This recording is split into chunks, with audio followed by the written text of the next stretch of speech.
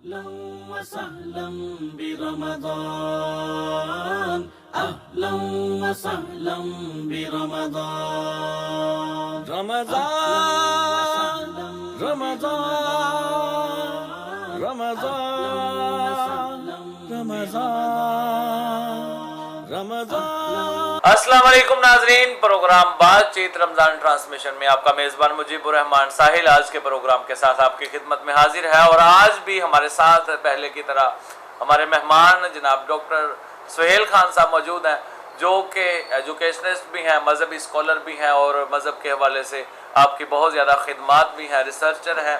تو ان کے ساتھ گفتگو کا آغاز کرتے ہیں، اور اس میں آج کے پروگرام میں ہماری بات چیت جو ہے وہ ایسے چلے گی کہ رمضان المبارک اور قرآن پاک کا کیا تعلق ہے، رمضان المبارک اور شفاعت کا کیا تعلق ہے، رمضان المبارک اور روزہ جو ہے یہ انسان کے لیے برائیوں کے خلاف ڈھال کیسے ہے، نبی پاک صلی اللہ علیہ وآلہ وسلم کے فرامین کے حوالے سے، قرآن آیات کے حوالے سے گفتگو کریں گے۔ تو میں ڈاکٹر صاحب آپ کا بہت شکر گزار ہوں، آج بھی آپ ہمارے ساتھ موجود ہیں۔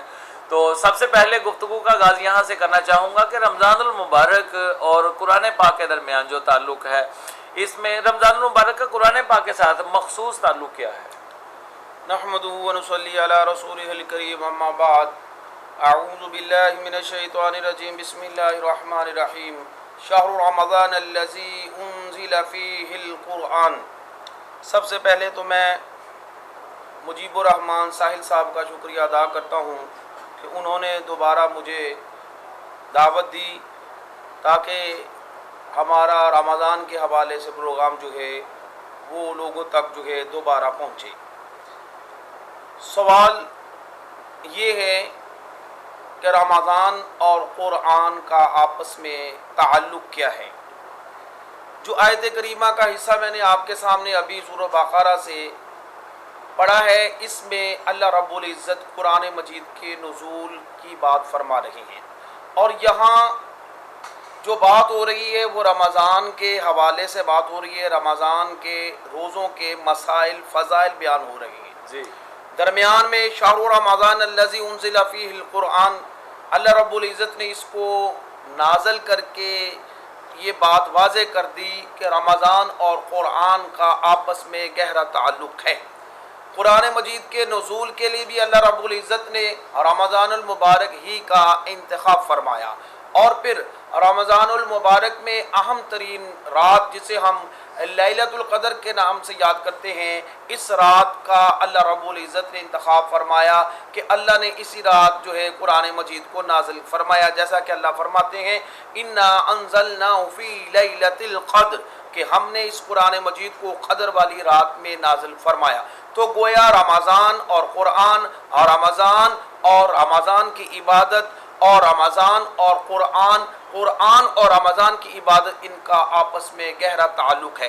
اسی لیے نبی کریم صلی اللہ علیہ وسلم عام مہینوں سے کہیں زیادہ رمضان المبارک میں تلاوت فرماتے، اور پورے قرآن مجید کا دور بھی فرماتے۔ قیام اللیل میں جو رات کو نبی کریم صلی اللہ علیہ وسلم نماز ادا فرماتے، اس میں عام حالات سے زیادہ قرآن کی تلاوت فرماتے، اور جبریل علیہ السلام سے مل کر قرآن مجید کا دور بھی فرماتے، اور نبی کریم صلی اللہ علیہ وسلم کے اصحاب اسی طرح قرآن مجید کی بہت زیادہ رمضان المبارک میں تلاوت فرماتے۔ اور مفسرین اور محدثین کے بارے میں یہ بات معروف ہے کہ وہ اپنی تمام مصروفیات کو ترک کر کے تلاوت قرآن مجید قرآن اور رمضان، اس کے حوالے سے وہ اپنا سب سے زیادہ اور زیادہ سے زیادہ وقت قرآن مجید کی تلاوت پر لگاتے۔ تو یہ بات ثابت ہے، واضح ہوتی ہے، قرآن اور رمضان کا آپس میں گہرا تعلق ہے۔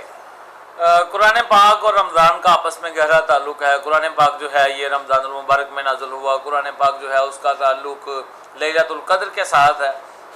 لیکن وہ جو ایک اور بات ہے، قرآن پاک جو ہے وہ ضرورت کے مطابق تھوڑا تھوڑا کر کے 23 سال کے عرصے میں آپ صلی اللہ علیہ وآلہ وسلم پر اس کا نزول ہوا، اور یہ جو قرآن پاک رمضان المبارک میں نازل ہوا، ان دونوں باتوں میں جو مطلب تضاد پایا جاتا ہے، اس کے حوالے سے میں اپنے ناظرین کے لیے سوال پوچھتا ہوں۔ جی، یہ تضاد نہیں ہے، اس کے دو الگ مفاہیم ہیں۔ پہلا مفہوم یہ ہے کہ اللہ رب العزت نے قرآن مجید کا جو آغاز فرمایا ہے، نزول کا وہ لیلۃ القدر یعنی رمضان المبارک کے مہینے میں، تو آغاز مراد ہے اور اس کا نزول بتدریج آہستہ آہستہ 23 سال میں مکمل ہوا۔ اور دوسرا مفہوم اس کا یہ بھی ہے کہ اللہ رب العزت نے لوح محفوظ سے قرآن مجید کو بیت المعمور پر نازل فرما دیا، وہاں سے آہستہ آہستہ 23 سال میں نازل ہوا۔ لیکن پہلا مفہوم کہ آغاز اس سے مراد ہے یہ زیادہ واضح ہے، تو لہٰذا اس میں اختلاف نہیں ہے، بات صرف سمجھنے کی ہے کہ اس سے مراد آغاز قرآن مجید یعنی نزول کا آغاز ہے۔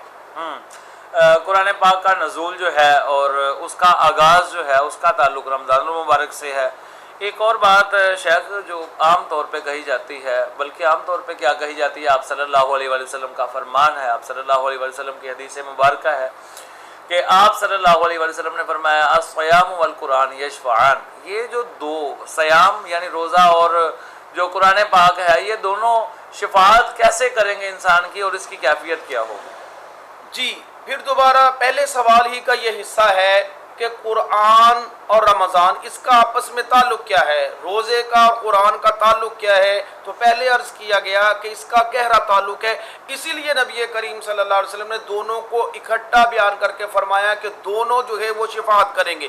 قرآن مجید اپنے پڑھنے والے کا جو ہے وہ الگ سفارشی ہے، اور بہت سی صورتیں جو ہیں وہ الگ سفارشی ہیں، اور روزہ جو ہے وہ الگ سفارشی ہے۔ تو گویا روزہ اور قرآن الگ الگ اور دونوں مل کر جو ہے وہ اپنے قرآن پڑھنے والے اور روزہ جو ہے رکھنے والے کی سفارش کریں گے، اور یہ اللہ کے حکم سے ہے، اور ان دونوں کی سفارش قبول ہوگی اور اس کی وجہ سے ان کا جنت میں حصول آسان ہوگا۔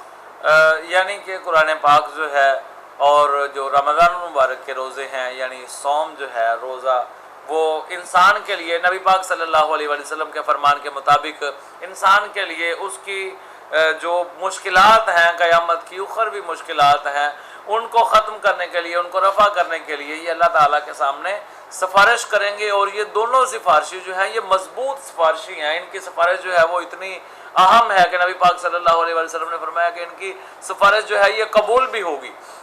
یہاں پہ ایک اور بات جس کا ذکر ہم نے پہلے رمضان ٹرانسمیشن میں اس کے پہلی قسط میں کیا تھا، وہ یہ تھا کہ رمضان المبارک جو ہے روزہ جو ہے اس کا حصول اس کی وجہ جو ہے وہ تقویٰ ہے، یعنی روزہ جو ہے یہ حصول تقویٰ کے لیے ہے۔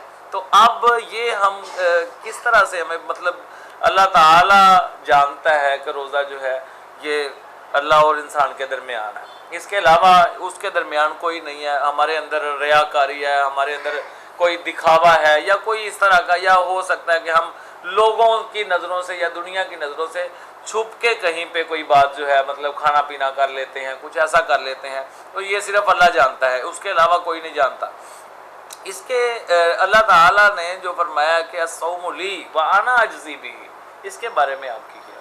جی عبادات کی بہت سی اقسام ہیں، جس میں روزہ بھی ہے، نماز بھی ہے، حج بھی ہے، زکوٰۃ بھی ہے، ذکر و اذکار بھی ہے، تلاوت قرآن مجید بھی ہے۔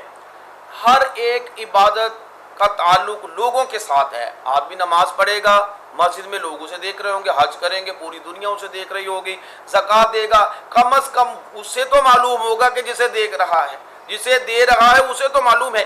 لیکن روزہ ایک ایسی عبادت ہے کہ آدمی الگ اپنے کمرے میں ہے، وہاں اسے پیاس لگی ہے، گرمی کا موسم ہے، بھوک لگی ہے، وہاں وہ پی بھی سکتا ہے پانی اور دیگر مشروبات بھی پی سکتا ہے، کھانا بھی کھا سکتا ہے۔ تو کیوں نہیں کھاتا، کیوں نہیں پیتا؟ صرف اللہ کے خوف سے کہ اسے اللہ دیکھ رہا ہے۔ تو گویا روزہ خالص اللہ کے لیے، اس میں ریا کی جو ہے کوئی گنجائش نہیں۔ اسی لیے نبی کریم صلی اللہ علیہ وسلم نے فرمایا کہ اللہ فرماتے ہیں الصوم لی وانا اجزی بہ، اللہ تعالیٰ نے فرما دیا الصوم لی وانا اجزی بہ، یعنی روزہ میرے لیے ہے اور میں ہی اس کی جزا ہوں۔ اب اللہ تعالیٰ اس کی جزا کیسے ہیں اس بارے میں ہم بات کریں گے، لیکن یہاں پہ وقت ہوا چاہتا ہے ایک بریک کا، ہمارے ساتھ رہیے۔ أهلا وسهلا برمضان، أهلا وسهلا برمضان، Ramadan Ramadan Ramadan Ramadan Ramadan. Welcome welcome back after the break. Programme بات چیت رمضان ٹرانسمیشن میں ایک مرتبہ پھر خوش آمدید. ہماری گفتگو چل رہی تھی اور ہماری بات چیت جو ہے وہ ڈاکٹر سہیل خان صاحب سے چل رہی ہے. گفتگو کا عنوان جو ہے چونکہ رمضان المبارک کا آغاز ہے تو رمضان المبارک کے بارے میں ہی ہے. تو ہماری بات جو ہے وہ یہاں تک پہنچی تھی کہ اللہ تعالیٰ نے جو فرمایا کہ انا اجزی بہی، یعنی اس کی جزا بھی میں خود ہوں یا میں اس کی جزا دینے والا ہوں. تو وہ کیا جزا ہے جس کا ذکر نہیں کیا گیا یہاں پہ؟ اعوذ باللہ من الشیطان الرجیم، بسم اللہ الرحمن الرحیم. قال نبی صلی اللہ علیہ وسلم الصوم لی وانا اجزی بہی. جیسا کہ پہلے بات چل رہی ہے کہ اللہ رب العزت نے روزے جیسی عبادت کو اپنی طرف منسوب کیا ہے کہ روزہ میرے لیے ہے، جبکہ تمام عبادات بھی اللہ کے لیے ہوتی ہیں. تو روزہ میرے لیے کیوں فرمایا؟ اس لیے کہ اس میں ریاکاری کا شائبہ نہیں ہوتا. آدمی اکیلے رہتے ہوئے بھی روزے کے جو اللہ رب العزت نے قواعد یا پابندی عائد کی ہیں اسی طرح جو ہے وہ ان پر عمل کرتا ہے، ان پابندیوں پر عمل کاربند کر کے وہ عمل کرتے ہوئے جو ہے وہ اکیلا رہ کر بھی اللہ رب العزت سے ڈرتے ہوئے بھی وہ نہ کچھ کھاتا ہے نہ کچھ پیتا ہے. تو گویا یہ بات واضح ہوتی ہے کہ روزہ اللہ ہی کے لیے ہے. تو پھر اللہ اس کا انعام دیں گے. کیا انعام دیں گے؟ یہاں اللہ رب العزت نے اس کو جو ہے وہ بیان نہیں فرمایا. ہم اس کو اپنے الفاظ میں یوں بیان کر سکتے ہیں کہ یہ اللہ رب العزت کی شان ہے کہ اللہ رب العزت جو ہے وہ اپنی شان کے مطابق اجر دیں گے. اب اللہ رب العزت کی کتنی بڑی شان ہے ہم اس کا اندازہ بھی نہیں لگا سکتے. تو گویا اللہ تعالیٰ لا متناہی اجر عطا کریں گے جس کی لمٹ ہی کچھ نہیں ہے. کچھ نبی کریم صلی اللہ علیہ وسلم نے جو ہے وہ اجر بیان فرمائے ہیں، جن میں سے کچھ یہ ہیں. نبی کریم صلی اللہ علیہ وسلم نے فرمایا کہ جب آدمی افطاری کرتا ہے تو اسے ایک خوشی اس وقت ہوتی ہے اور ایک خوشی اسے اس وقت ہوگی جب اللہ رب العزت اسے اجر عطا کریں گے. اور پھر اسی طرح نبی کریم صلی اللہ علیہ وسلم نے فرمایا کہ روزے دار کے منہ سے آنے والی جو بو ہے وہ اگرچہ خود کو ہی جو ہے وہ اچھی نہیں لگتی لیکن اللہ رب العزت کو اتنی پیاری لگتی ہے کہ اللہ رب العزت جو ہے اسے کستوری سے زیادہ جو ہے وہ بیان فرماتے ہیں کہ اللہ اس کو کستوری سے زیادہ جو ہے وہ پسند کرتے ہیں. اسی طرح یہی روزہ جو ہے یہ اللہ رب العزت کے ہاں جب اللہ کی اجازت سے سفارش کرے گا تو اللہ رب العزت جو ہے اس روزے کی سفارش کو قبول کر کے لا متناہی اجر عطا کریں گے.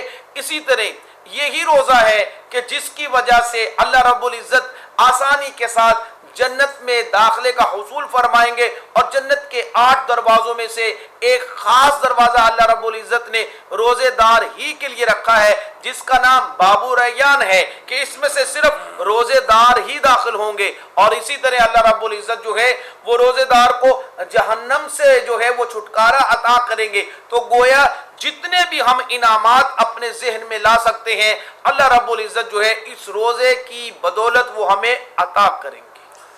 اللہ تعالیٰ روزے کی بدولت انسان کو، روزے دار کو وہ سب کچھ عطا کرے گا جو کہ اس کے لیے دیگر عبادات میں اس کے لیے نہیں ہے، کیونکہ اللہ تعالیٰ نے اس کو لا متناہی، جیسے کہ آپ نے ابھی فرمایا کہ لا متناہی اجر ہوگا اس کے لیے.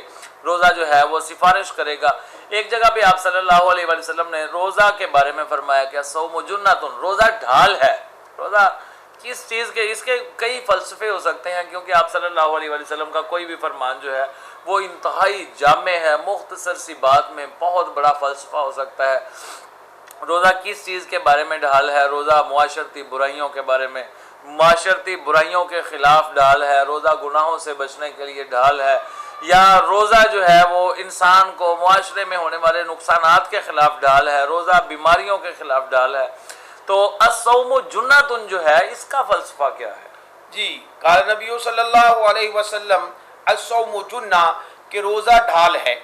ڈھال کا ہمارے ہاں مفہوم یہ ہوتا ہے کہ جیسے لڑنے والا ہاتھ سے تلوار چلاتا ہے اور ڈھال سے اپنا بچاؤ کرتا ہے، اسی طرح آج کل ہم ڈھال کو مورچہ، بینکر بھی کہہ سکتے ہیں.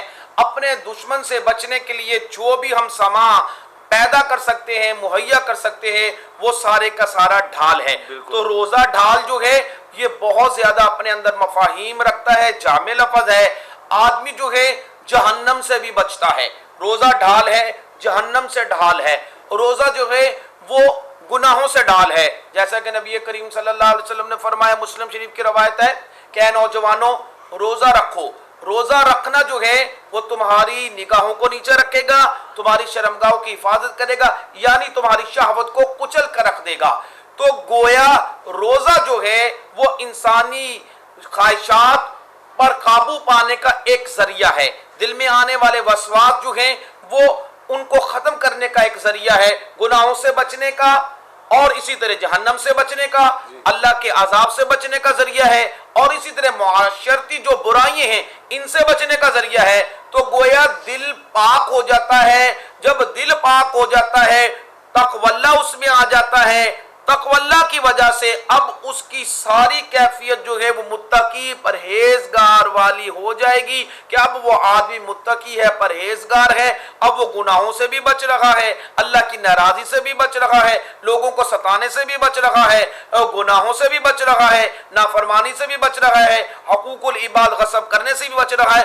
گویا جو کوالٹیز ہونے چاہیے تھی وہ ساری اس میں آ رہی ہیں، جن جن برائیوں سے بچنا چاہیے تھا وہ تمام سے بچ رہا ہے۔ بالآخر اللہ رب العزت جو ہے اسے تمام عذابات سے، مشکلات سے بچا کر جنت میں اسے جو ہے وہ داخلہ عنایت کر کے ہمیشہ کے لیے اسے جو ہے خوشی اور اسے انعامات سے نوازتے ہیں۔ بالکل، روزہ جو ہے وہ ڈھال ہے، اس کو ہم بہت براڈ سینس میں لے کے جا سکتے ہیں۔ روزہ الصوم جنۃ، یہ ایک چھوٹا سا فکرہ نہیں ہے، بلکہ در حقیقت ہم اس کو اگر زندگی میں عام طور پہ اپلائی کر کے دیکھیں تو روزہ جو ہے یہ ڈھال کس طرح ہے، ڈھال رکاوٹ کو کہتے ہیں، ڈھال کس طرح ہے ہم دیکھتے ہیں۔ روزہ بیماریوں کے خلاف ڈھال ہے۔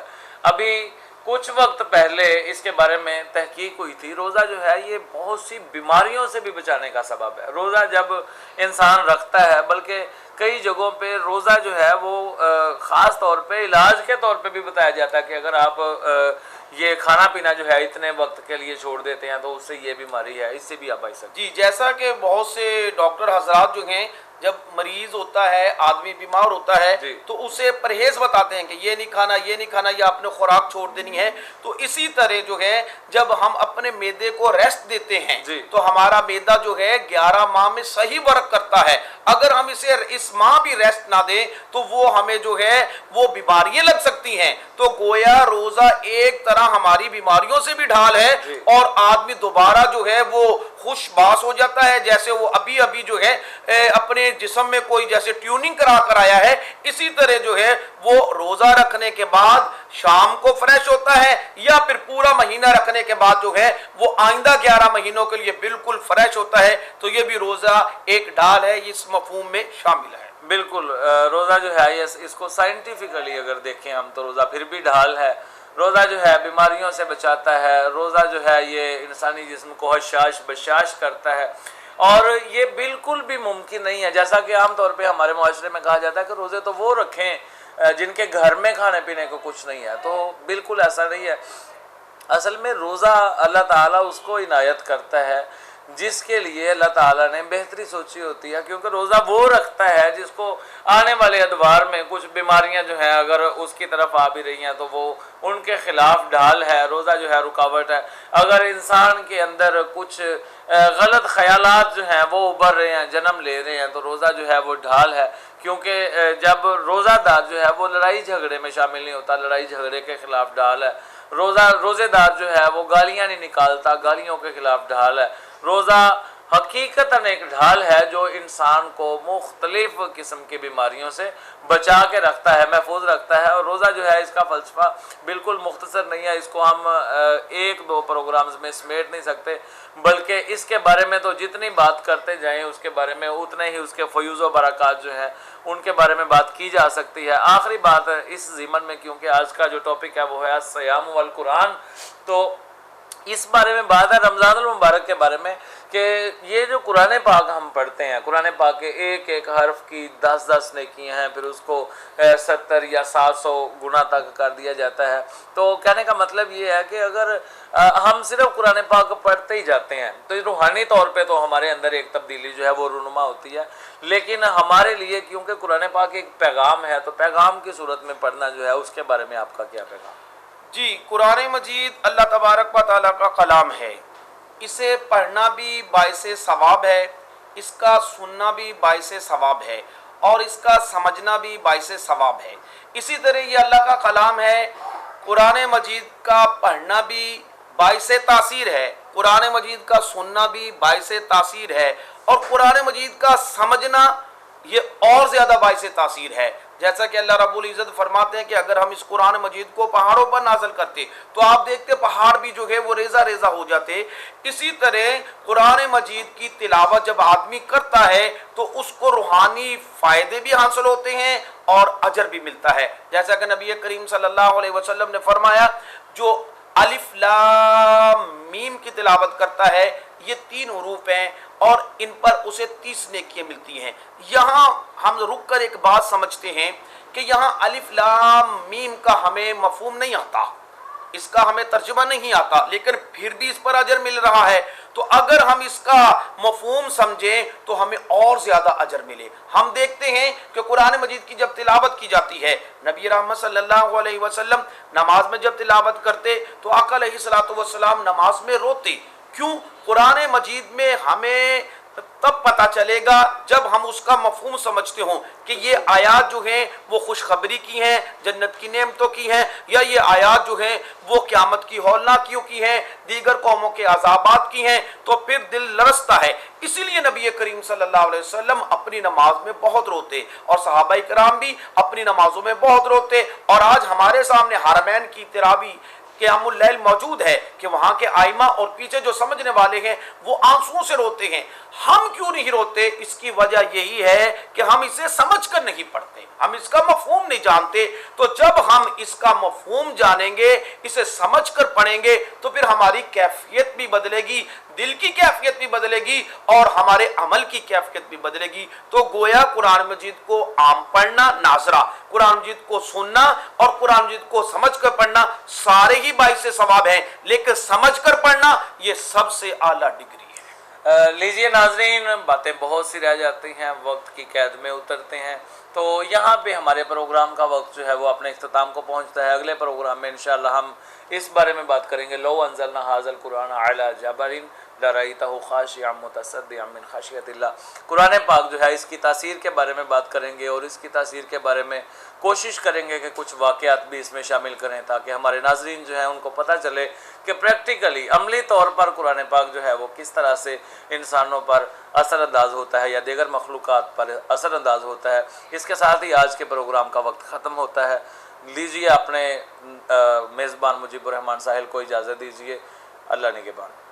أهلا وسهلا برمضان، أهلا وسهلا برمضان، رمضان رمضان رمضان رمضان رمضان